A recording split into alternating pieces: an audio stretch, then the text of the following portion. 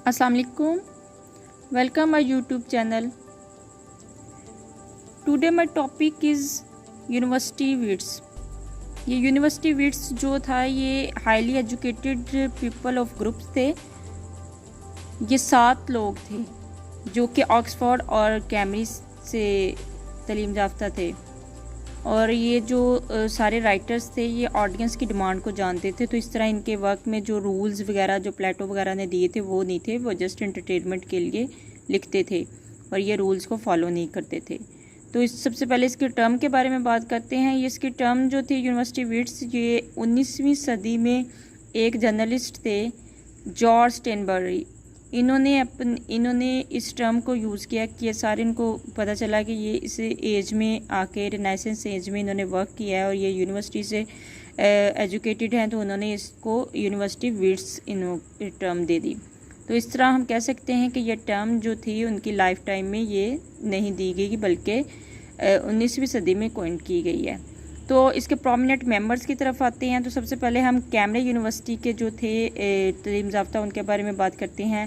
First जो हैं famous dramatist Christopher Marlowe, second one Robert Greene जो थे इनको रॉबर्ट ग्रीन यूनिवर्सिटी विट्स भी कुछ थिंकर्स कहते हैं। थॉमस नैश जो थे जो हम प्रोज में भी पढ़ चुके हैं, इस तरह ड्रामाटिस्ट में थे।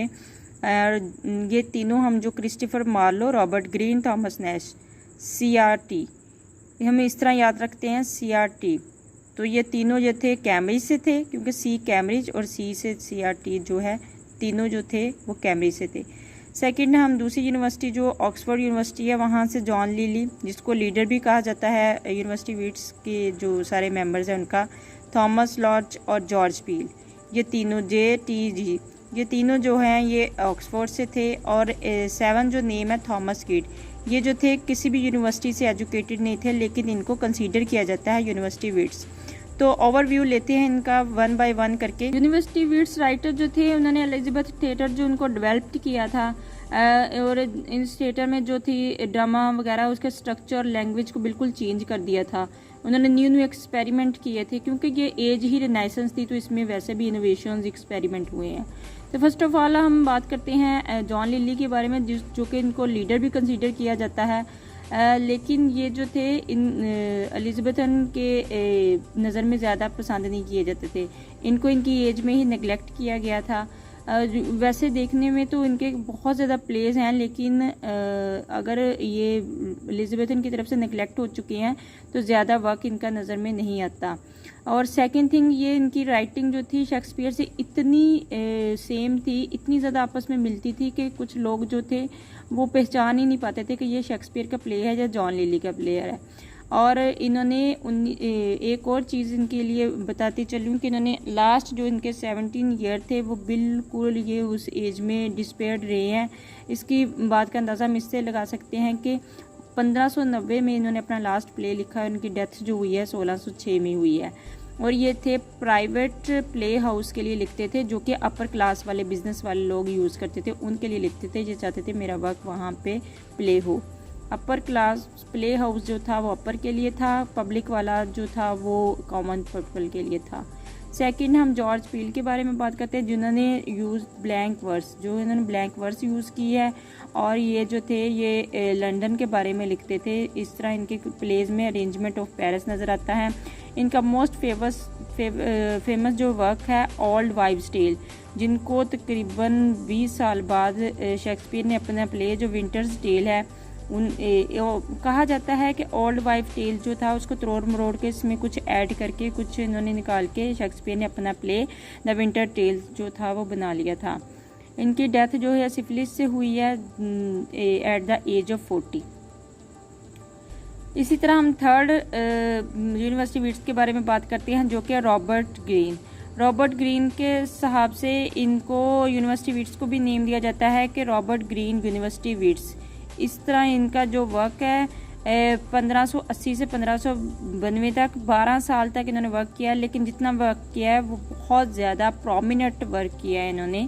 इनके वर्क की सबसे ख़ास बात यह है कि इन्होंने सभी चीज़ों पे लिखा है। मिसाल के तौर पर history, love, fairy tale, fairy tale, magic, comedy सभी को मिक्स करके लिखा है। और इस तरह जो उन्होंने एक्सपेरिमेंट किया है, अगर ये फ्लॉप हो जाता तो इनका कैरियर पे भी पड़ सकता था, लेकिन उन्होंने रिस्क लेके ये सभी प्लेस को एक ही प्ले में पेश करने की कोशिश की है। ये जो थे ये भी डिस्पेयर हो चुके थे एट द एज ऑफ 34। इनका पता नहीं चला बाद में कि इनकी डेथ हो गई, या कहाँ गई कहाँ नहीं। बाद चौथे राइटर्स पे आ जाते हैं थॉमस नैश। थॉमस नैश जो थे रॉबर्ट ग्रीन जो ऊपर वाले इनके फ्रेंड थे, इन्होंने पम्फलेट्स के बारे में बहुत ज़्यादा कंट्रीब्यूशन किया। इनका बहुत फेमस वर्क जो है हेनरी फोर्थ, बहुत से थिंकर्स, बहुत से क्रिटिसाइज जो है वो कहते हैं कि हेनरी फोर्थ का जो फर्स्ट पार्ट है वो थॉमस नैश ने खुद लिखा है। बाकी एक और इनका वर्क है क्राइस्ट टीयर्स ऑफ जेरूसलम, ये था। इस वर्क की वजह से इनको जेल में भी जाना पड़ा, क्योंकि इनको कैथोलिक चर्च ने सज़ा दे दी थी। और ये कुछ अरसे के लिए बेन जॉनसन जो उन्होंने भी एक वर्क लिखा था ऐसा ही, उनके साथ ही जेल में रहे थे। और इनकी डेथ जो 34। अगर हम इनकी डेथ पे MCQs है तो वो याद रख सकते हैं कि थॉमस नैश और रॉबर्ट ग्रीन दोनों जो हैं ये 34। इनके तो डेथ हो चुकी थी 34 की एज में, लेकिन वो जो थे वो मंजर से ही गायब हो चुके थे 34 की एज में। बाद में हम फिफ्थ राइटर के बारे में बात करते हैं थॉमस लॉज। ये थॉमस जो थे ये लॉ भी इन्होंने स्टडी की हुई थी, लेकिन ये लंदन में आए थे थिएटर के लिए लिखने के लिए। कुछ देर इन्होंने लिखा है, बाद में जो थे इनका स्टार्टिंग में ही अपने कैरियर पे क्लैश बन गया था।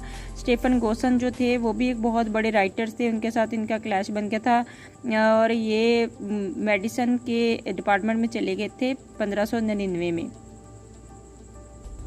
अब हम बात करते हैं most famous writer Christopher Marlowe, जो कि बहुत बड़े ड्रामाटिस्ट थे। कहा जाता था कि अगर ये ज़्यादा अरसा ज़िंदा रहते तो ये शेक्सपियर को भी मात दे सकते थे, लेकिन इन्होंने अपनी छोटी सी एज में जितना भी वर्क किया है वो बहुत ज़्यादा प्रोमिनेंट वर्क है। यूनिवर्सिटी वीट्स में इन्होंने कैंटरबरी में इनकी बर्थ हुई है। इन्होंने स्टार्टिंग पे ही जब अपना वर्क स्टार्ट किया तो कॉमेडी में इन्होंने इंटरेस्ट नहीं लिया, बल्कि इन्होंने इमोरलिटी में लिखा है। इनका मोस्ट फेमस वर्क जो है डॉक्टर फॉस्टस, जो टोटली इमोरलिटी पे है। अनफॉर्चुनेटली ये भी एक कंट्रोवर्शियल पॉलिटिकली इशू की वजह से, जहाँ कुछ कहते हैं कि इनको मरवा दिया गया है शराब खाने में। ये 29 की एज में इनग्राम फ्रीज़र इनके जो थे वो कातल थे, उन्होंने इनको चाकू के वार करके इनका मर्डर कर दिया था। इनके मोस्ट फेमस वर्क जो थे उनका नेम देख लेते हैं। एडवर्ड सेकिन, डॉक्टर फॉस्टस, टम्बरलैंड, जो ऑफ माल्टा, थॉमस किड के बारे में बात करते हैं हम, जो कि यूनिवर्सिटी से भी एजुकेटेड नहीं थे, लेकिन इनको कंसीडर किया जाता था यूनिवर्सिटी वीट्स में। इनका बहुत ज़्यादा फेमस वर्क है द स्पेनिश ट्रेजेडी, जो कि एक माना जाने पहचाना नाम है।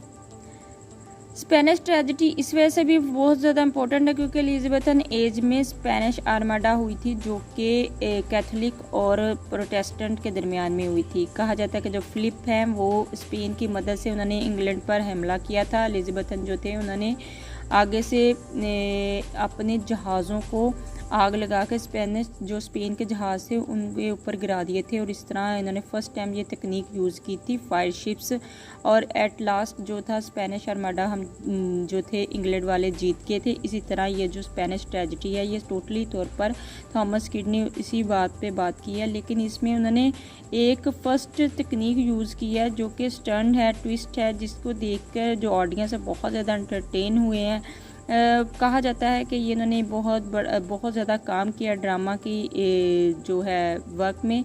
इन्होंने एक प्लेटफॉर्म दिया है डेवलपमेंट ऑफ ड्रामा में। 1634 में ये जो उनकी स्पेनिश ट्रेजेडी है ये इनके तकरीबन 10 एडिशन प्रिंट हो चुके थे, और ये इन्होंने एक जो रिवेंज ट्रेडिशन है ये एलिजाबेथन एज में जैकोबियन के बाद आया था, जो कि शेक्सपियर लेके आए थे अपने प्ले हैमलेट में। इन शॉर्ट कहा जाता है कि जो 7th ये पीपल हैं यूनिवर्सिटी वीट्स के, ये सभी का कैरियर जो था वो छोटी छोटी एज में ही ख़त्म हो गया था। वैसे ये हाईली एजुकेटेड थे, लेकिन इनमें एरोगेंस पाया जाता था। इसके ऊपर MCQ जो वो बन सकते हैं कि ये 7th प्रोमिनेंट नेम्स हैं, और ये टर्म जो है जॉर्ज टेंसबरी ने ली थी। आज के लिए इतना ही। Thank you so much. अल्लाह हाफिज़।